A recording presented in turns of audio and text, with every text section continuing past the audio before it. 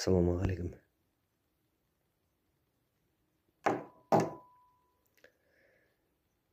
Endi ayttık. Bir жума мен осыны ойлап жүрмін да.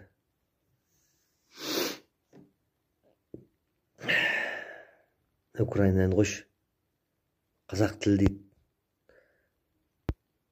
Қазақтар қазақша сөйлемейді дейді. Оны қойшы.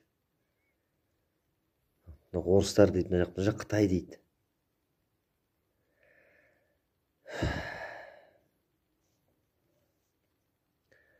Қазақстаннан Макдональдс кетейін деп жатыр екен ғой.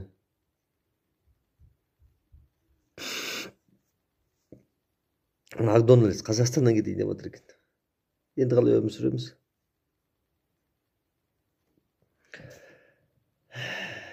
Жоқ қой өмірдің мағынасы.